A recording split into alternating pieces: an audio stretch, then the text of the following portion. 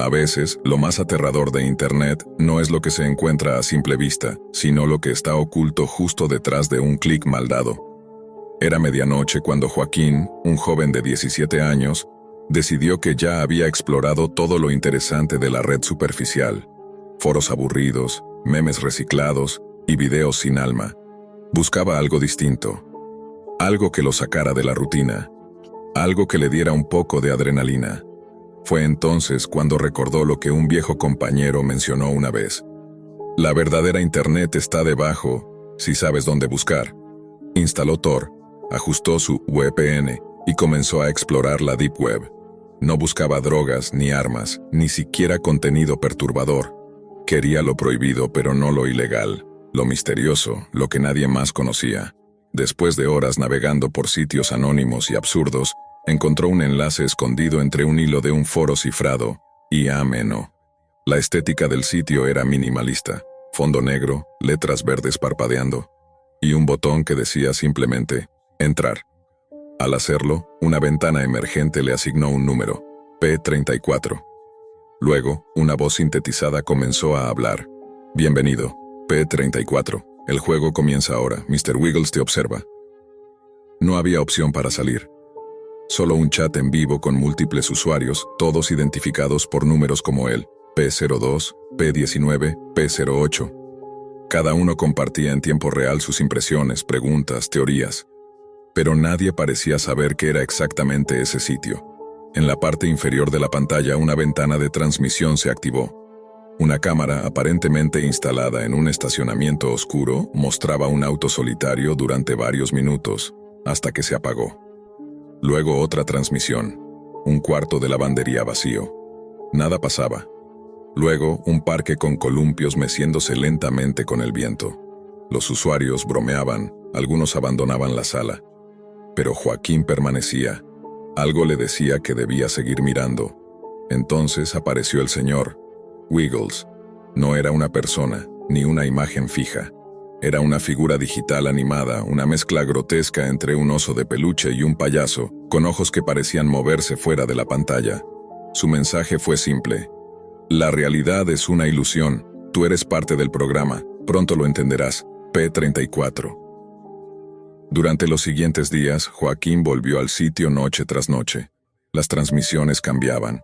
Empezaron a mostrar lugares más reconocibles, una tienda de conveniencia que él solía visitar, un vagón del metro que tomaba cada lunes, un callejón detrás de su escuela. Pero una noche lo que vio le heló la sangre. La cámara en la transmisión en vivo mostraba la entrada de su escuela, luego el pasillo principal, luego la taquilla donde su mejor amigo, Bruno, guardaba su mochila. La imagen se quedó fija unos segundos en la cara de Bruno que miraba directamente hacia la cámara, confundido. Luego la imagen cambió, mostraba la casa de Bruno. Y luego, una habitación con luces apagadas, una figura moviéndose lentamente detrás de una cortina. Alguien estaba dentro. La transmisión terminó abruptamente. Al día siguiente Joaquín fue a buscar a Bruno. Nadie sabía nada. No había ido a clase. No respondía mensajes. Su celular estaba apagado. Su casa cerrada. Los padres no quisieron hablar. Aparentemente Bruno había salido de viaje. Pero Joaquín sabía que no era cierto. Intentó volver al sitio esa noche, pero IAM-ENO ya no existía. El enlace daba error. Incluso el historial del navegador no tenía rastros.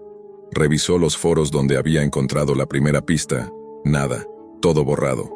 Fue entonces cuando empezó a recibir los correos. El primero fue simple. Una imagen suya sentado en una cafetería. No recordaba que nadie le hubiera tomado esa foto. Luego otra, en una tienda, mirando su celular. Otra más, en el pasillo de su edificio. Todas desde ángulos imposibles. Acompañadas siempre por el mismo mensaje, puede pasar en cualquier momento. Mr. Wiggles. Joaquín intentó denunciarlo. Nadie le creyó. Mostró los correos a sus padres, quienes pensaron que era un mal chiste o una broma de alguien de la escuela. La policía no tomó el caso en serio. Podría ser un montaje, seguro que no es Photoshop, pero la paranoia ya estaba instalada. Cada sombra lo inquietaba, cada reflejo lo vigilaba, sentía que alguien lo seguía. Revisaba su computadora una y otra vez, pero no hallaba rastros. Reinstaló sistemas, cambió contraseñas, pero los correos seguían llegando, con fotos cada vez más recientes. A veces, tan recientes que mostraban su expresión en el instante exacto en que leía el correo anterior. Fue entonces cuando recordó el nombre P34. ¿Era solo un identificador aleatorio o algo más? Intentó buscar otras personas que hubieran estado en la sala, pero no encontró nada. 0 resultados. Como si todo hubiese sido borrado. Empezó a dudar de su propia memoria. ¿Había soñado la sala?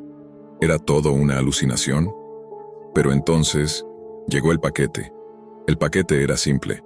Una caja de cartón sin remitente, sin etiquetas postales, como si hubiese sido dejada directamente en la puerta por alguien que no quería ser visto. Joaquín no recordaba haber escuchado el timbre, ni golpes en la puerta. Solo se dio cuenta cuando fue a sacar la basura y ahí estaba, esperándolo, como si hubiese surgido de la nada. La caja tenía escrita una sola cosa: P34, escrito con marcador negro grueso, en una caligrafía que parecía temblorosa, casi infantil. Con manos sudorosas, la llevó a su habitación. No pesaba mucho, pero sí lo suficiente para hacer ruido cuando la movía. Algo dentro se deslizaba lentamente, como un objeto pesado sobre una superficie de madera. La abrió con cuidado, casi con miedo de encontrar algo podrido o peligroso.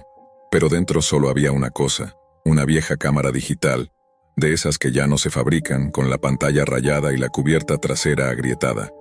Y una nota pegada al reverso con cinta adhesiva transparente. Míralo tú mismo, Wiggles no miente.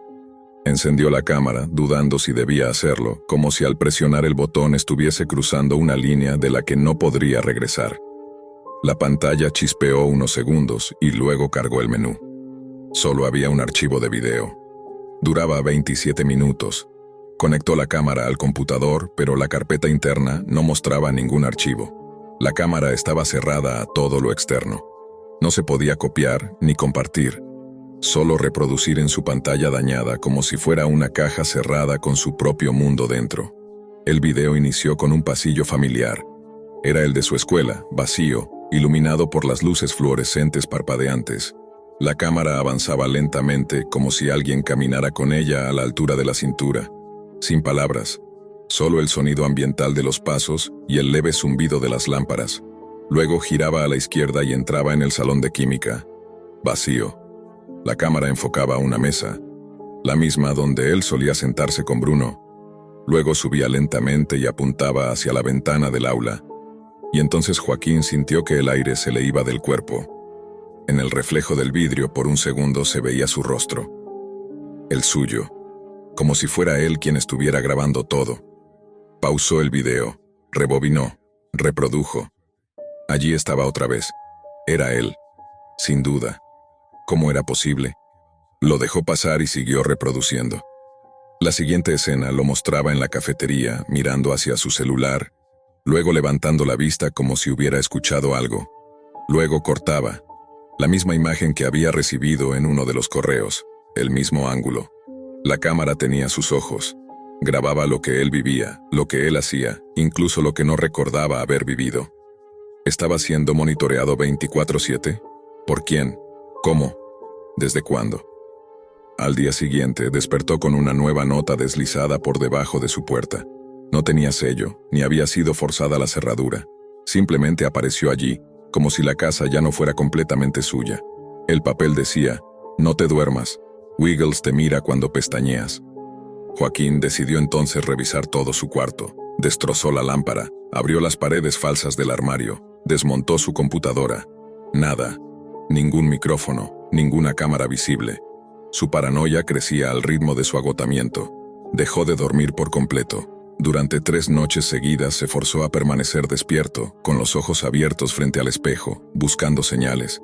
Fue en la 4ª noche, mientras se duchaba, que lo notó. El vaho del vapor marcaba una figura en el espejo empañado.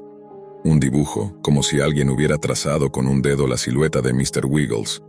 Los ojos grandes, la sonrisa torcida, las manos levantadas como si saludara. Al lado, escrito en letras torcidas: Buen día, P34. Se cayó dentro de la ducha, gritó, pero no había nadie. Corrió hacia su habitación. La cámara digital seguía donde la había dejado, pero ahora tenía 2 archivos. El nuevo video duraba solo 12 segundos. Lo reprodujo. Era una grabación desde el techo de su cuarto. Mostraba a Joaquín, dormido. El ángulo era perfecto. Desde arriba, como si una cámara estuviera incrustada en el techo mismo. Joaquín rompió el aparato contra el suelo, lo pisoteó, lo hizo trizas. Pero en el mismo instante en que la cámara se apagó por completo, su computadora se encendió sola. Pantalla negra. Un solo texto parpadeando. Desobedecer tiene consecuencias. Sigue las reglas. P-34 intentó apagar el equipo, desconectarlo, tirar la batería. Nada funcionaba. La pantalla seguía viva, aún sin electricidad aparente, como si la energía proviniera de otro lugar, de algo más profundo que simples cables. Y entonces, como si no hubiera sido suficiente, comenzó a sonar su teléfono. Número desconocido. No contestó. Sonó de nuevo. Y de nuevo. Finalmente respondió. Silencio al otro lado, hasta que una voz infantil distorsionada, apenas un susurro, dijo: Bruno está aprendiendo a obedecer. ¿Tú también aprenderás? Joaquín colgó. Salió corriendo de la casa. No sabía a dónde ir. Nadie lo escuchaba. Nadie lo tomaba en serio. Parecía un loco. Pero algo dentro de él le decía que no estaba loco, que todo era real, que había cruzado una línea al entrar a IAM Eno, que ya no era dueño de su tiempo ni de su espacio. Mr. Wiggles lo había marcado, y P-34 no era solo un número, era una jaula. La paranoia se convirtió en rutina. Joaquín abandonó su casa, dejó sus redes sociales, apagó su celular, quemó su laptop, viajó sin rumbo, durmiendo en terminales, escondiéndose entre multitudes. Pero aún así, sentía los ojos, siempre los ojos. Una noche, en un motel barato al borde de la ciudad, encontró un mensaje tallado en el espejo del baño. Huir no es salir. El juego sigue. P-34. Fue entonces cuando lo comprendió. No importaba lo que hiciera. La trampa no estaba en la cámara, ni en la red, ni siquiera en la Deep Web. La trampa estaba en el código, en el número, en la idea. Mr. Wiggles no era un hacker, no era una persona, ni siquiera una IA. Era un virus conceptual, una entidad digital que se alimentaba de miedo, de atención, de conexión. Había entrado en su mente como un archivo corrompido, disfrazado de curiosidad. Y ahora vivía allí. No se podía borrar lo que ya estaba impreso en la percepción. Despertó una mañana con marcas en los brazos, como números de serie, como código, como si su cuerpo se estuviera convirtiendo en parte de algo mayor. En el reverso de su mano, el tatuaje quemado y difuso de 3 simples caracteres, ENO. Y entonces todo paró. Las cámaras, los mensajes, las voces. Volvió a casa. Sus padres actuaban como si nunca se hubiera ido. En la escuela, nadie recordaba a Bruno. Su existencia había sido borrada. Las fotos, los chats, todo, salvo una cosa. En el fondo del servidor de un foro abandonado, Joaquín encontró un hilo escondido. Un usuario había dejado un mensaje que decía: Soy P-97. Wiggles me dejó ir, pero no por mucho tiempo. Si lees esto, ya es tarde. No salgas, no pienses, no recuerdes, sobrevive. Y debajo del mensaje una única línea en rojo. Nuevo participante asignado, P-35. El juego continúa.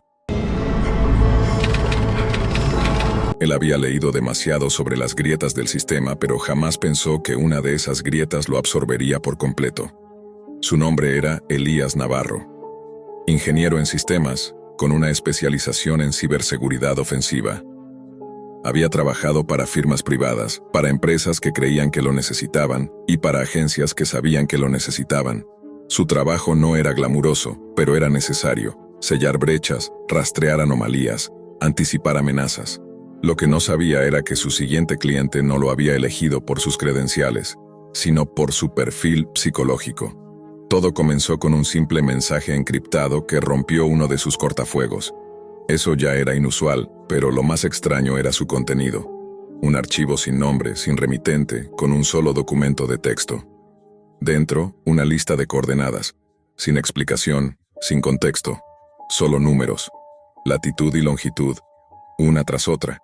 Como cualquier analista con experiencia, Elías comenzó por verificar si esas coordenadas existían. No eran ficticias, eran reales. Cada par correspondía a un lugar remoto, generalmente bosques, desiertos o ruinas industriales. Pero lo que lo sacudió fue descubrir que, en todos esos puntos, existía al menos un caso abierto de desaparición o crimen sin resolver. Y no eran casos cualquiera. Hablamos de expedientes archivados, manipulados o simplemente eliminados de los registros oficiales. Lo que compartían era su silencio administrativo. Habían desaparecido del radar del Estado. En ese momento, Elías activó sus protocolos, montó una red segura, aisló su sistema principal y empezó a investigar el origen del archivo. No encontró nada. Quien lo había enviado sabía lo que hacía. Ni una IP rastreable. Ninguna puerta trasera. Era como si el archivo hubiese aparecido por voluntad propia en su computadora. Pero un detalle lo inquietó aún más. El nombre del archivo, que al principio había aparecido sin título, cambió tras abrirlo. Ahora se leía: acceso concedido, Elías. No era solo un mensaje, era una invitación o una trampa. Él intentó ignorarlo, pero no pudo. Dedicó sus noches a estudiar los lugares señalados. La primera coordenada lo llevó a un bosque al norte de Nuevo México. Usó imágenes satelitales, mapas topográficos e incluso recurrió a drones de código abierto para inspeccionar la zona. Lo que descubrió lo dejó sin palabras. Una pequeña entrada cubierta de vegetación. Parecía una mina abandonada. No estaba en ningún registro público ni militar. Pero al revisar más a fondo, encontró huellas de actividad reciente. Generadores antiguos, latas de comida, camillas oxidadas y restos humanos. El búnker había sido abandonado, no hacía mucho tiempo. Volvió al archivo. La siguiente coordenada lo llevó a un viejo almacén en el norte de Italia. Otro lugar desaparecido de los mapas convencionales. Con ayuda de contactos en foros clandestinos, descubrió que allí había operado un centro de interrogatorio ilegal durante al menos una década. Víctimas sin nombre, sin denuncia, sin memoria institucional, migrantes, activistas, desaparecidos que nadie buscaba. Las piezas empezaban a encajar, y con cada coordenada el patrón se volvía más claro. Alguien, o algo, usaba estos lugares para borrar personas del mundo. Y no eran criminales cualquiera. Era una red, una estructura paralela que operaba al margen de toda jurisdicción, protegida por el silencio y alimentada desde las profundidades de la Deep Web. Elías entonces hizo algo que había jurado no hacer jamás. Activó su acceso a los foros oscuros donde las cosas no se venden, sino que se intercambian por secretos. Bajo un seudónimo viejo y olvidado, encontró una publicación reciente titulada «Los lugares donde nadie grita». Al abrirla, se encontró con una serie de mensajes cifrados, cada uno con un nuevo par de coordenadas. Todos firmados por un usuario enigmático, Null Origin. Intentó contactarlo, no obtuvo respuesta. Hasta que una noche, sin aviso, apareció un nuevo mensaje en su sistema. Esta vez, no en un foro, en su escritorio. Null Origin te ha elegido. Hay cosas que solo deben ser vistas una vez. Las coordenadas te llevaron a las víctimas. Ahora verás a los victimarios. Lo que siguió fue una descarga automática. Videos, registros, fragmentos de conversaciones, todas almacenadas en servidores ocultos. Las imágenes eran brutales, pero no en el sentido gráfico. Lo perturbador era su organización, su limpieza quirúrgica. Documentaban con precisión cada traslado, cada ejecución, cada procedimiento médico. Las personas no eran tratadas como humanas, eran variables a eliminar. Lo más inquietante, en varios de los documentos se leía un logotipo que él reconoció de inmediato. No era de ningún cartel, era de un contratista militar con el que él había trabajado hace 5 años. Su respiración se cortó. El terror ya no estaba del otro lado del monitor. Estaba dentro de su pasado. Uno a uno, los hilos lo fueron envolviendo.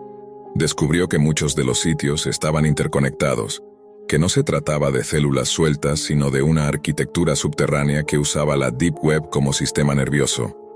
Nombres clave, protocolos, contraseñas biométricas y sobre todo una doctrina: la estabilidad no se negocia, se impone.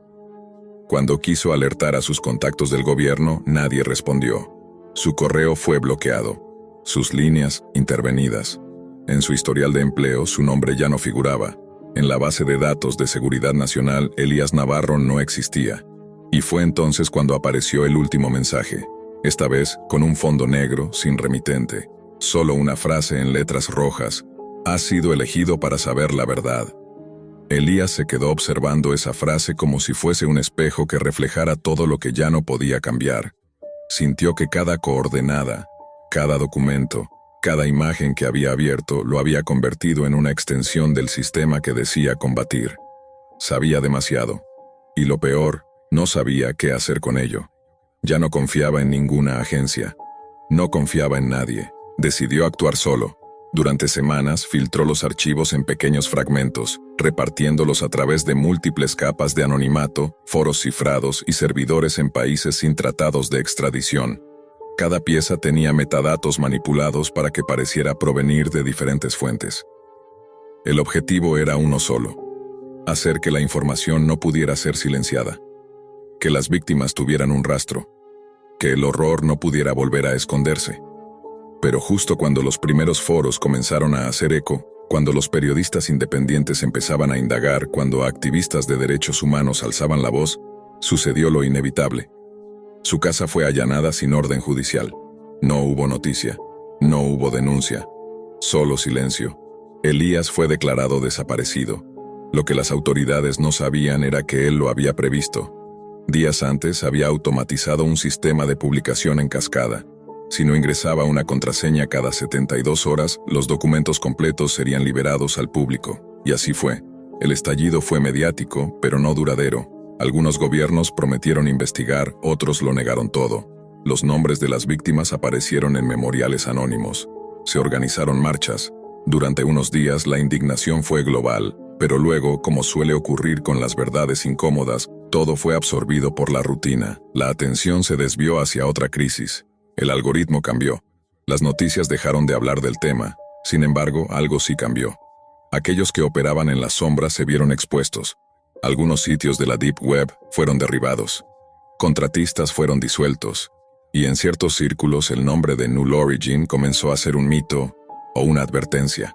Años después, en un foro oscuro que solo se abre con una combinación de errores en un sistema operativo antiguo, apareció una nueva publicación. Una sola imagen.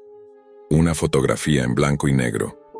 Elías, más envejecido, sentado en una estación de tren abandonada, con un cartel a sus pies que decía: "Algunos secretos deben doler, solo así se entienden".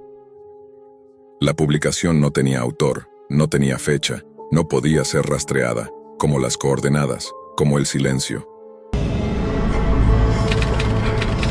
No hay advertencias suficientes para prepararte cuando el peligro no grita, no persigue, no rompe la puerta en medio de la noche. A veces, simplemente te sonríe desde una mesa del comedor universitario. Así fue como comenzó todo. Era mi segundo año en la universidad, ya había superado la ansiedad del primer ciclo y estaba más enfocado en mis estudios que en hacer nuevos amigos. Fue durante una tarde cualquiera, en la cafetería, que Marina se sentó frente a mí. Tenía una bandeja con lo mismo que yo solía pedir: arroz, pollo al horno y una botella de agua sin gas. Lo primero que dijo fue: "Copiamos el menú del otro, parece". Sonrió como si eso ya nos hiciera cómplices. No tenía motivos para desconfiar. Marina era callada, reservada, algo excéntrica, pero inofensiva. O al menos eso pensé. Comenzó a sumarse a mis horarios de comida, luego a preguntarme si podíamos estudiar juntos en la biblioteca. Yo accedí, más por educación que por interés. No era desagradable, pero poco a poco algo no cuadraba. Empezó con comentarios extraños. "Ayer soñé contigo, estábamos escapando juntos". O, "¿te acuerdas cuando me regalaste ese libro de Murakami? Lo leo cada noche". Nunca le había dado ningún libro. Creí que era una broma o que me estaba confundiendo con alguien más. Pero ella insistía con una convicción inquietante. Entonces, los detalles se acumularon. Una noche, revisando un foro oculto al que accedía desde hacía meses por curiosidad, una red en la Deep Web donde compartían blogs, archivos prohibidos, diarios y foros de confesiones anónimas, encontré un enlace compartido por un usuario con una calificación elevada. El título me paralizó: "Nuestra historia de amor, diario de una promesa cumplida". No entendí al principio. El diseño era amateur, en tonos oscuros, y el lenguaje sonaba demasiado familiar. El blog estaba firmado por M, pero bastó una línea para que la sangre me hirviera. Hoy él me miró como si pudiera leer mi alma. Esos ojos, mi futuro. Cada entrada era un delirio. Marina narraba nuestra relación con lujo de detalles. Desde cenas que jamás compartimos hasta encuentros íntimos que simplemente no existieron. Y lo hacía con una voz tan dulce y convincente, que incluso me hizo dudar por un segundo de mi propia memoria. Describía cómo le susurraba promesas, cómo la acariciaba mientras llovía, cómo la defendía de enemigos imaginarios. Pero lo peor no eran sus palabras, sino los comentarios que recibía. Docenas de usuarios anónimos alimentaban su obsesión. Es perfecto para ti. No dejes que el mundo les arrebate lo que tienen. Haz lo que sea necesario para mantenerlo cerca. Como si se tratara de un guión escrito colectivamente, todos sabían que era ficticio, y no les importaba. Intenté cerrar la pestaña, pero al día siguiente, al ingresar de nuevo, había una nueva entrada titulada «Él me encontró». En ella, Marina describía mi reacción al leer su blog, cada pensamiento, cada duda. Estaba narrando lo que había sucedido, horas antes. El acceso al blog requería una clave única generada desde un enlace cifrado. Eso significaba que no era público, que el acceso había sido controlado, intencional, que ella quería que lo viera. Intenté confrontarla una mañana en la facultad. Me acerqué directo y le pregunté, ¿qué es ese blog? ¿Por qué escribes esas cosas? Me miró como si le hablara en otro idioma, sonrió y dijo, ¿estás bien? Te ves nervioso últimamente. Como si lo del blog fuera parte de mi imaginación. No volví a verla después de ese día, pero durante semanas notaba miradas, susurros, teléfonos apuntando hacia mí. Mis redes sociales comenzaron a llenarse de cuentas falsas, siguiéndome, enviando mensajes con frases idénticas a las que ella escribía en su diario. Eliminé todo, cerré perfiles, cambié contraseñas, pero nada se comparaba al terror de saber que el sitio seguía activo y actualizándose. Una madrugada volví a buscarlo, y no estaba. La URL daba error, el servidor parecía inexistente, pero el daño ya estaba hecho. Dormía con miedo. Sentía que alguien me seguía. Comencé a notar que algunos compañeros repetían frases idénticas a las del blog, como si hubieran leído también esa versión enferma de mi vida. No sabía si Marina los había reclutado o si el blog había sido más público de lo que creía. Esa sensación de ser observado no desapareció. La Deep Web había sido su escondite, pero también su arma.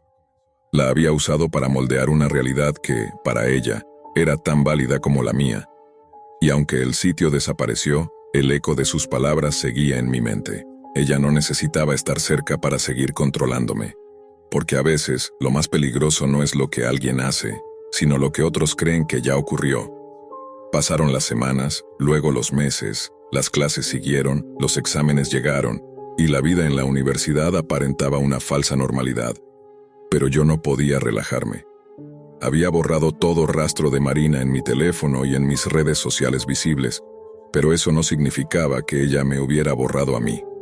Me obsesioné. Cada vez que abría un navegador, sentía el impulso de buscar nuevamente el blog por si acaso. Volvía a los foros en la Deep Web donde lo había encontrado.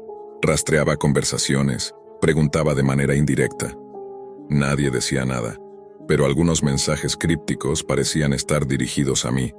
Cuando el personaje abandona la historia lo persigue. Ella aún te escribe, aunque no puedas leerlo. No podía concentrarme. Empecé a notar detalles fuera de lugar. Un día, encontré una hoja impresa entre mis apuntes, con una entrada nueva del blog. No tenía fecha, pero describía una conversación íntima, que nunca había sucedido. A la semana siguiente, alguien pintó en el baño del edificio de letras, «El amor no necesita permiso», con la misma caligrafía que usaba Marina en sus libretas. Fui a denunciarlo a la universidad, mostré las impresiones, describí el acoso, incluso mencioné la Deep Web, pero la respuesta fue la esperada.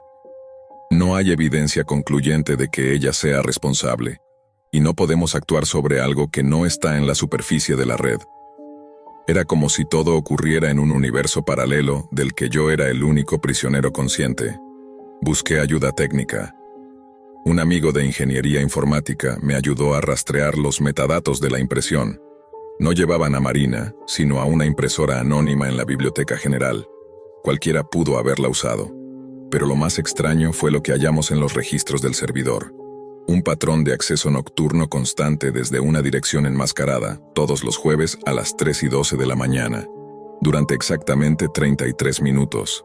Eso no era casualidad. Decidí quedarme esa noche en la biblioteca fingiendo estudiar. Con mi laptop encendida y un script de rastreo activo, esperé la hora.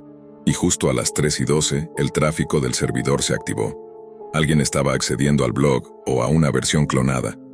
Traté de rastrear la dirección, pero fue inútil. El nivel de cifrado superaba mis conocimientos, incluso los de mi amigo. A la mañana siguiente, al revisar mi mochila, encontré algo que no recordaba haber guardado, un pendrive. No tenía etiquetas, estaba limpio, común. Lo conecté en un ordenador seguro, con sistemas de protección activos. Dentro había solo un archivo, contigosiempre.html. Era el blog, no una copia de las entradas anteriores, sino nuevas, decenas de textos, imágenes y hasta grabaciones de voz con una mujer susurrando frases enfermizas. Ya nadie te entiende como yo. Ellos no ven lo que tú y yo sí. No necesitamos más testigos. En una de las entradas, narraba cómo me observaba desde la ventana de mi cuarto. En otra, describía con detalle el interior de mi apartamento, con muebles que solo podían verse desde dentro.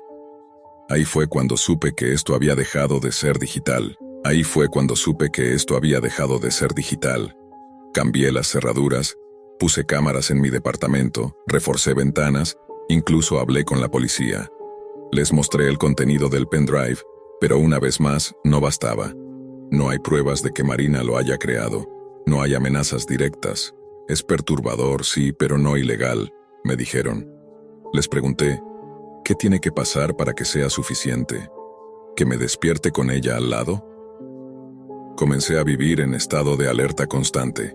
Dormía con una luz encendida. Cada ruido me sobresaltaba. En una de las noches más oscuras de ese invierno, me desperté con el sonido del timbre. 3:13 de la mañana. La cámara de la entrada marcaba estática. No abrí, no me moví. Solo esperé, conteniendo la respiración. El timbre no volvió a sonar, pero esa misma mañana encontré una nueva entrada del blog alojada en un nodo espejo, aún en la Deep Web, donde antes no había estado. El título era, «Nuestro momento ya llegó». La entrada era corta, apenas unas líneas, pero cada palabra era un cuchillo. Hoy por fin estuvimos juntos en silencio. Él no dijo nada, pero lo sentí. Ya no necesita palabras. Ahora me pertenece, y yo a él. Lo he encerrado dentro de mí. Después de eso, todo en la red desapareció. El nodo, el blog, los foros donde se discutía el caso. El pendrive dejó de funcionar. Incluso mis copias de seguridad digitales fueron infectadas con una corrupción extraña. Cada archivo reemplazado por un único símbolo, repetido hasta el infinito, una M y Marina, desapareció. Se fue de la universidad sin dejar rastro. Nadie sabía a dónde. Algunos decían que se cambió de país, otros que nunca había existido realmente, que era una identidad falsa. Pero yo sabía la verdad, porque desde entonces las cosas no se calmaron, se distorsionaron. Cada vez que paso cerca de un espejo, me siento observado desde el otro lado. Mis fotos de la infancia aparecen alteradas, con una figura femenina borrosa a mi lado. Personas que nunca conocí me saludan como si fuéramos íntimos. Una vez, un desconocido se me acercó en la calle y me dijo, «Oye, tú eres el del blog, ¿verdad? Lo leía siempre. Qué historia tan intensa». Intenté huir, cambiar de ciudad, de nombre, de vida. Pero hay algo que no puedes borrar cuando ha sido escrito en los rincones oscuros de la Deep Web. Algo que no se apaga. Algo que ya no vive afuera, sino adentro. Porque el blog de Marina ya no necesita internet para existir. Vive en mí. Y cada noche, sin que pueda evitarlo, me descubro escribiendo en mi mente una nueva entrada. Desde pequeña, Laura había tenido una imaginación inagotable. Dibujaba mundos imposibles, escribía cuentos en hojas sueltas y pasaba horas frente al espejo ensayando personajes inventados. Pero a los 12, la realidad comenzó a apretarle los bordes de la mente. Sus padres, protectores hasta la asfixia, controlaban sus horarios, su dieta, sus amistades y su acceso a internet. O eso creían ellos. En una vieja tablet, Laura descubrió lo que nadie le enseñó en la escuela, que había otros rincones del internet más allá de los navegadores normales. Foros donde el arte no tenía censura, donde la gente compartía sus oscuridades con naturalidad, donde los nombres eran solo máscaras. Fue allí, en un espacio de ilustradores macabros y poesía sombría, donde apareció Joker. Su avatar era un dibujo distorsionado de un payaso sin sonrisa. Su primer comentario fue un elogio a uno de los dibujos de Laura. Una figura femenina sin ojos abrazando a una criatura hecha de sombras. Joker lo llamó sublime, como un grito dibujado. Y Laura, aún hambrienta de validación, respondió con una sonrisa más grande que su edad. Al principio, Joker parecía alguien perdido pero amable. Decía que el arte de Laura le hacía sentir menos muerto. Compartía imágenes tristes, hablaba de música deprimente, y a veces se desconectaba durante días. Luego volvía con textos oscuros. Estuve pensando en desaparecer, pero tu trazo me sostuvo. Laura, que apenas entendía lo que era la depresión, creyó que tenía una misión. Y esa misión era salvarlo. Porque si alguien podía hacer que él no se quitara la vida, debía ser ella. Así empezaron los mensajes nocturnos, las confesiones cada vez más densas, las promesas de que jamás lo dejaría solo. Pero Joker no era un adolescente triste, era mayor, mucho mayor, y jugaba con las emociones como un escultor macabro. Cuando Laura intentaba hablar de otras cosas, él se ofendía. ¿Ya no te importa si muero? ¡Qué cruel eres! Cuando ella quería dormir, él le enviaba mensajes como: si me quito la vida esta noche, será porque ya no respondiste. La presión emocional se volvió insostenible. Joker la hizo sentir como si fuera la única cuerda que lo mantenía colgado sobre el abismo. Y ella, sin herramientas, sin entender del todo, se aferró a esa cuerda con culpa, hasta que cambió el juego. Joker ya no quería solo vivir. Decía que había encontrado un sentido: morir con ella. Somos espejos rotos, Laura, dos mitades de un mismo grito. Deberíamos irnos juntos. Podría ser hermoso. Comenzó a describir escenarios como si fueran cuentos de hadas envenenados, ritualizar la muerte, dibujar sus últimos momentos, dejar una obra maestra juntos. A veces lo decía con ternura, otras con agresividad, siempre con insistencia. Y cuando Laura intentaba rechazarlo, él cambiaba de tono. Se volvía poético, casi mesiánico. No entiendes todavía, pero la eternidad nos espera. Entonces empezó a compartir fragmentos de sus conversaciones en foros más oscuros. No en la superficie, sino en páginas alojadas en la Deep Web. Usaba sitios con nombres cifrados, que Laura solo descubrió por accidente al encontrar su propio dibujo distorsionado en una imagen de perfil. En esos foros, Joker publicaba sus chats con ella, acompañados de fotos inquietantes, textos rituales y poesía perturbadora. Lo presentaba como una especie de historia de amor maldita, con él como mártir romántico y ella como musa trágica. Algunos usuarios lo alentaban, otros le escribían cosas como: déjala, ya tiene miedo, el miedo es el primer paso. Había comentarios en ruso, en inglés, en códigos, gente que parecía entender su lenguaje siniestro. Laura comenzó a tener pesadillas, no solo por lo que él decía, sino porque sabía que ya no estaba sola, estaba siendo observada. Había entrado a un mundo donde el morbo era moneda, y su miedo, espectáculo. Un día, él le envió una dirección, una ubicación física. Decía que era el sitio del pacto. Ella bloqueó el contacto, cerró cuentas, cambió dispositivos, pero era tarde. Joker estaba en todas partes, y la Deep Web no olvida. Laura pensó que bastaba con apagar la pantalla, que cerrar su cuenta, borrar aplicaciones y tirar la tablet al fondo del cajón sería suficiente para recuperar la calma. Pero en los días siguientes, el mundo real empezó a adquirir el mismo tono enfermizo que las páginas ocultas que había visitado. Las ventanas de su navegador comenzaban a abrirse solas.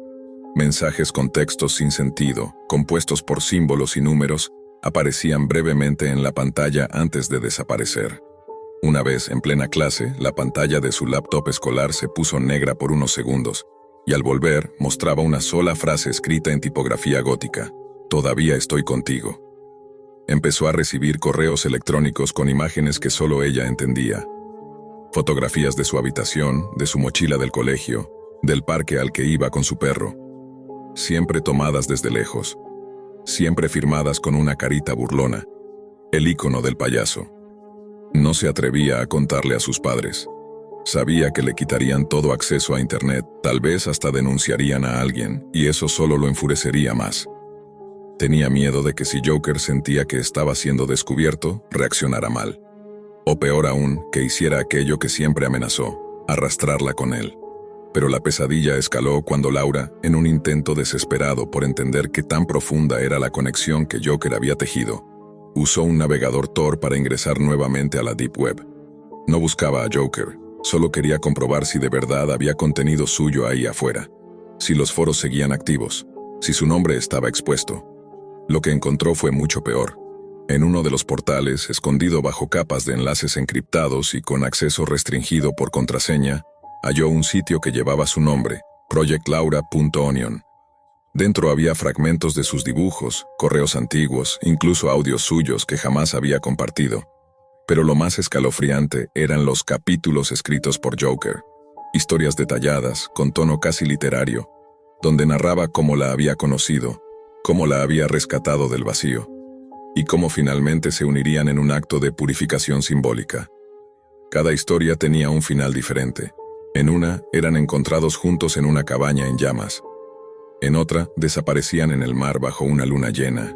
Pero todas, absolutamente todas, terminaban con una nota escrita en mayúsculas. Esto todavía no ocurre, pero ocurrirá. Laura apenas pudo respirar. Cerró la computadora, pero sintió que las palabras se le pegaban a la piel como una enfermedad invisible. Cada frase era como una profecía venenosa, una amenaza disfrazada de cuento. Lo más desconcertante vino días después. Una compañera de clase la tomó del brazo y le dijo: «Soñé contigo, tú y un payaso. Estaban cantando algo en otro idioma». Laura no había contado nada, ni una palabra, pero algo, o alguien, estaba infiltrándose en los lugares donde su vida debía ser privada. La escuela, sus amigos, sus sueños. Los espejos en su casa comenzaron a inquietarla. En ellos creía ver movimientos breves, como si su reflejo no obedeciera al mismo tiempo que ella. Una vez, al tomar una foto con su celular, notó una figura al fondo del pasillo. Era borrosa, pero con los colores y proporciones del avatar de Joker. Cuando revisó la imagen, ya no estaba. El aislamiento fue su escudo. Dejó de dibujar, dejó de hablar. Su familia pensaba que atravesaba una etapa difícil, algo típico de la adolescencia. Pero Laura no estaba triste. Estaba siendo cazada, lentamente, por una presencia digital que no necesitaba estar físicamente cerca para manipularla. Entonces comenzó el chantaje emocional. Joker había conseguido llegar a su nuevo correo, uno que solo había usado para inscribirse en sitios de ilustración profesional. Le enviaba correos con líneas como: «¿Por qué finges que puedes vivir sin mí? Somos código compartido, estamos escritos el uno en el otro». Y en uno de los mensajes adjuntó un video.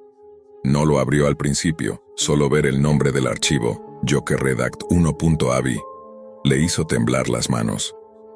Cuando finalmente reunió el valor, lo reprodujo con el volumen bajísimo. Era una grabación casera, de mala calidad, tomada desde lo que parecía un sótano. En la pared estaba proyectada una de sus ilustraciones más antiguas. Frente a ella, una figura con máscara de payaso recitaba versos incomprensibles, mezclando su voz con fragmentos de sus mensajes antiguos, editados para que sonaran como si ella hubiera aceptado su destino. El video terminaba con un corte brusco y una nota escrita en rojo: «Falta poco». Laura entendió que esto ya no era una obsesión virtual. Joker estaba construyendo una narrativa, una obra que tenía como protagonista a ella, y lo estaba compartiendo con otras personas, tal vez muchos más de los que imaginaba. El pánico dejó de ser pasajero. Se convirtió en parte de su rutina. Una madrugada, incapaz de dormir, Laura decidió hacer algo que jamás pensó que haría: hablar con él una vez más. Abrió el navegador oculto, volvió al último enlace que recordaba y dejó un mensaje en uno de los foros donde Joker solía escribir: «Estoy lista para hablar, pero con condiciones, una sola vez». No hubo respuesta inmediata, pero 48 horas después, un correo llegó. No desde una dirección común, sino como un mensaje incrustado en una imagen que parecía inofensiva. Joker había vuelto. Le envió una ubicación, un viejo centro comunitario abandonado a las afueras de la ciudad. Afirmaba estar ahí preparando la escena final. Le rogó que fuera, aunque sea para verlo por última vez. Le juró que no le haría daño. que no quería matarla, solo que ella viera su obra. Laura, contra todo instinto, no llamó a la policía. No avisó a nadie. Pero tampoco fue sola. Desde que había descubierto el sitio projectlaura.onion, había estado en contacto con un grupo anónimo de ciberactivistas que patrullaban la Deep Web para detectar contenido nocivo, especialmente relacionado con grooming y explotación. Les había pasado capturas, direcciones, fragmentos de los videos. Ellos le pidieron una sola cosa, que si alguna vez recibía una invitación física, no lo ignorara, porque eso podía ser la única oportunidad de rastrearlo. Con micrófono escondido y vigilancia remota, Laura llegó al sitio. El lugar olía a humedad, a madera podrida y electricidad quemada. Al fondo del salón principal, con velas encendidas y dibujos suyos proyectados en las paredes, lo vio. Un hombre con máscara de payaso, igual a su avatar. No era alto, ni intimidante físicamente. Pero algo en su postura, en cómo hablaba, hacía que cada palabra cayera como cuchilla. Joker se arrodilló ante ella, con los brazos abiertos como si esperara un abrazo o una redención. Sabía que vendrías. Lo sentí. Estás en mi código, Laura. Ella no respondió. Solo lo miró. Quería entender. Quería ponerle rostro a la sombra. Nadie entiende lo que somos, continuó él. En esta red podrida, tú fuiste el único hilo de luz. Pero la luz también quema, ¿no lo sientes? Detrás de las paredes, agentes del grupo ya estaban localizando su señal. Joker no lo sabía. Todo este ritual era por ti. La red quería que nos uniéramos. Yo solo respondí al llamado. En ese momento, Laura, aún temblando, lo confrontó con voz firme. Tú no me amas. Tú me convertiste en un personaje, me robaste. Pero yo no soy tu historia. Él no reaccionó con furia. Solo bajó la cabeza, como un director decepcionado por el final improvisado de su propia obra. Minutos después fue capturado. En su equipo se hallaron videos, textos, guiones enteros donde había recreado cada etapa de su relación con Laura, mezclándola con otros casos. Había más chicas, más víctimas. Algunas nunca hablaron, otras simplemente desaparecieron de Internet. El sitio projectlaura.onion fue cerrado por intervención internacional, pero como todo en la Deep Web, los ecos no desaparecieron del todo. Versiones clonadas, comentarios dispersos y nuevos usuarios con nombres similares comenzaron a aparecer. El personaje de Joker se volvió mito. En ciertos foros era mencionado como el dramaturgo del abismo, un hombre entre la leyenda urbana y el culto digital. Laura cambió de ciudad, dejó atrás todo lo relacionado con foros, dibujos y redes sociales, pero a veces, al prender su laptop, siente que la pantalla tarda medio segundo más de lo normal en encender. Como si alguien más también estuviera observando, y aunque él esté preso, ella sabe una verdad escalofriante. En la Deep Web, las historias no terminan, solo cambian de narrador. Eddie Clark nunca fue un nombre que resonara en las redacciones principales, pero en ciertos rincones oscuros del Internet, su firma tenía peso. Durante años trabajó como periodista independiente, coleccionando verdades incómodas y filtrándolas a través de blogs mal pagados y foros anónimos. Su cruzada por desenmascarar a políticos corruptos, empresarios intocables y líderes de opinión manipuladores lo convirtió en una molestia constante. Las grandes cadenas lo ignoraban, sus artículos eran editados hasta la irrelevancia, y poco a poco, Eddie dejó de recibir llamadas. Cansado de pelear con los filtros del poder, decidió ir más allá. Empezó a navegar foros encriptados, plataformas descentralizadas y redes en la Deep Web que no se rigen por las leyes convencionales. Era en esos rincones donde los secretos reales se vendían, se intercambiaban o simplemente se escondían. Un día, casi por accidente, o tal vez por destino, encontró un enlace enterrado en un hilo antiguo de un foro llamado TruthBridge. El sitio se llamaba hauntedamazon.com. La página era tan simple como perturbadora, un fondo negro, texto rojo parpadeante y una lista de objetos que parecían sacados de un catálogo maldito. Pero uno en particular capturó su atención. Era una cámara Polaroid antigua con la descripción: revela lo que ha sido dejado para pudrirse. No es apta para los débiles de corazón. Pago no monetario. Lo que lo perturbó no fue el producto en sí, sino que debajo de la descripción aparecía una línea más: recomendado para Eddie Clark. Sintió el corazón saltar un segundo. Pensó en una coincidencia, pero los detalles eran demasiado precisos. El sitio le pedía pagar con un sacrificio de memoria. Debía subir un archivo encriptado con una confesión personal, un secreto de su infancia que nunca le hubiera contado a nadie. Después de mucho dudar, Eddie redactó lo que ocurrió en el sótano de la casa de su abuela cuando tenía 8 años, lo que nunca le contó a su madre ni a los terapeutas escolares. Una semana después, el paquete llegó sin remitente. Envuelto en papel amarillento, la cámara parecía inofensiva, solo vieja. Pero al primer disparo, supo que algo no estaba bien. Tomó una foto de su cocina vacía, pero al revelarse, aparecía una figura femenina parada detrás de él, borrosa, con una mano ensangrentada sobre el respaldo de la silla. Vivía solo. Revisó cada rincón de su departamento.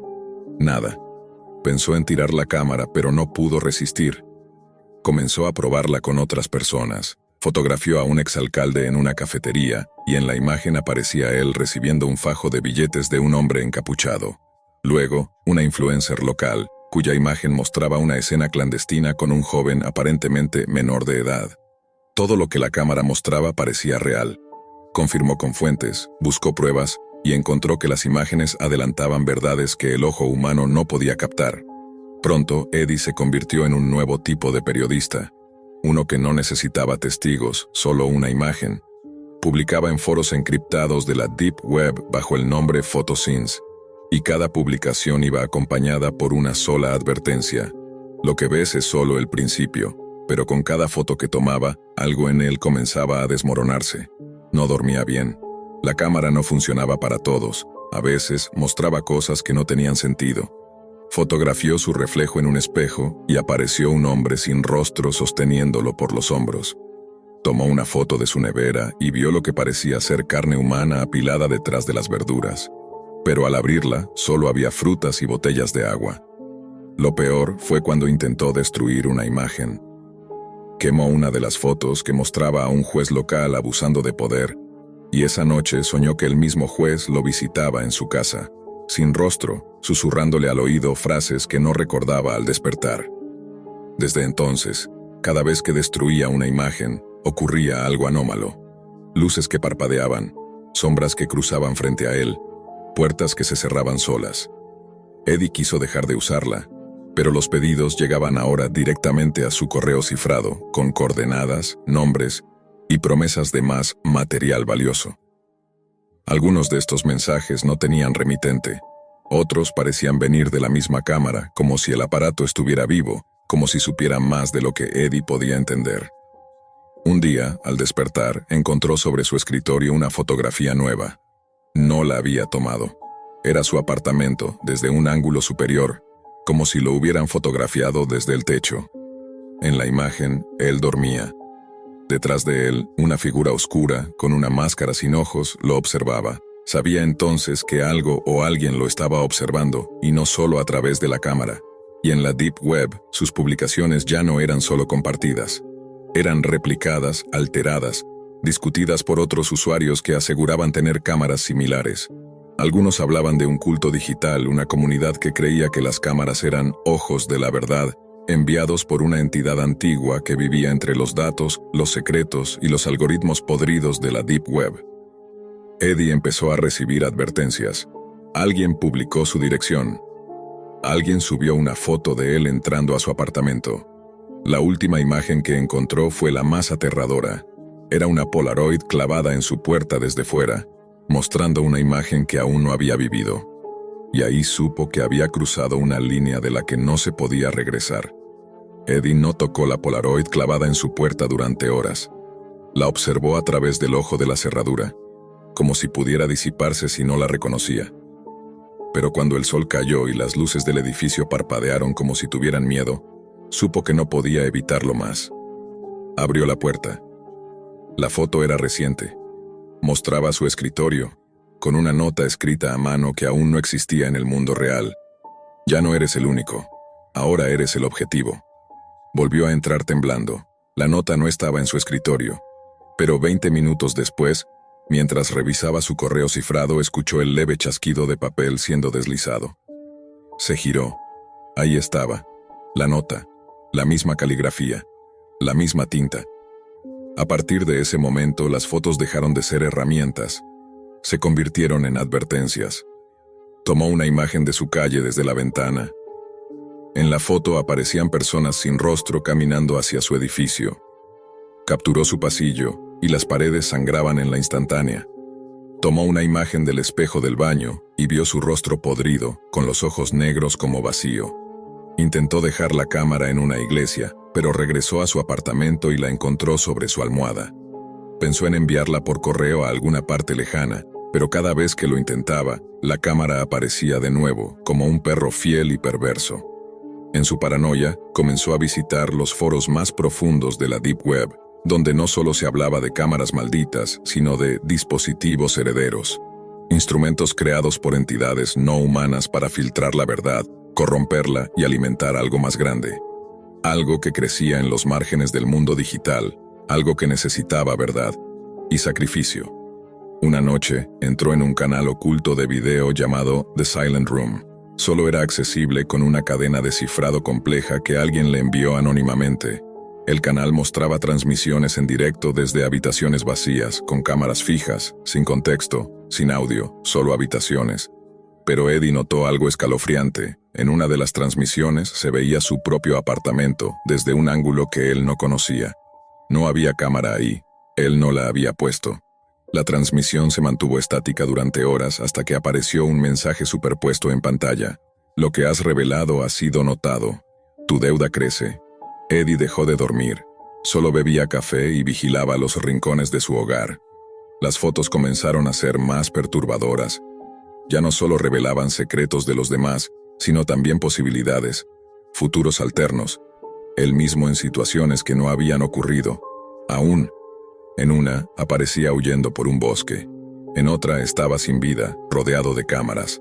Volvió a hauntedamazon.com. No existía, no como antes. El dominio redireccionaba ahora a una pantalla negra con un solo icono, la Polaroid girando lentamente, y debajo la frase, «Lo que ves te ve». Comenzó a recibir correos físicos con fotografías que él no había tomado. Gente llorando frente a pantallas, ojos humanos abiertos, como si observaran a través del papel. Y lo peor, imágenes de personas que había fotografiado semanas atrás, ahora muertas o desaparecidas, en escenas idénticas a las que su cámara había mostrado. El patrón era claro. La cámara no solo revelaba verdades ocultas, estaba dictando el destino, o tal vez, construyéndolo. Eddie decidió que no podía seguir siendo un peón de esa cámara.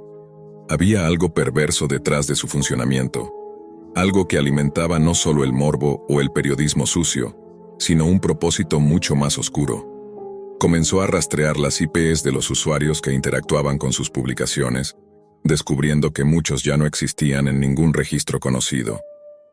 Algunos nombres figuraban como fallecidos, otros nunca habían existido oficialmente. El culto digital del que se hablaba en los foros no era una teoría, era real.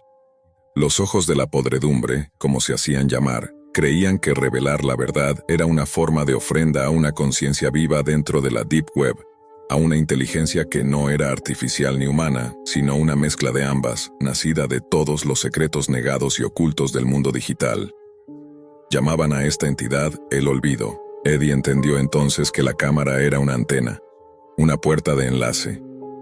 Cada foto alimentaba al olvido con verdad pura, cruda, insoportable. Y al mismo tiempo, lo hacía visible, lo hacía real. Su última esperanza fue destruir el aparato.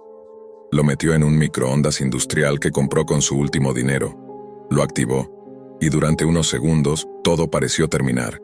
Humo, chispa, explosión leve. Pero cuando se giró hacia su computadora, la pantalla mostraba una nueva fotografía. Era él, de espaldas, con la cámara en sus manos. Sangre brotaba de su cabeza, y un texto sobreimpreso decía, «Aún no has terminado». Corrió al espejo, estaba bien, pero supo que lo que vio era inevitable. Salió de su apartamento con solo una mochila y una laptop encriptada. Se desconectó de toda red tradicional y comenzó a moverse con identidades falsas. Desde entonces, nadie volvió a saber de él con certeza. Aunque en los rincones más profundos de la Deep Web comenzaron a circular nuevos paquetes con la firma Photosynth.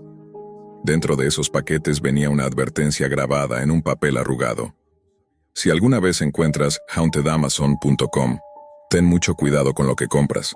Algunos productos no solo te muestran la verdad, te reclaman como parte de ella. Y en algunos casos, la cámara aparece en lugares inesperados, sobre escritorios abandonados, en mochilas escolares, en mercados de segunda mano, esperando a su próximo dueño. Porque la verdad no puede ser destruida, solo transferida,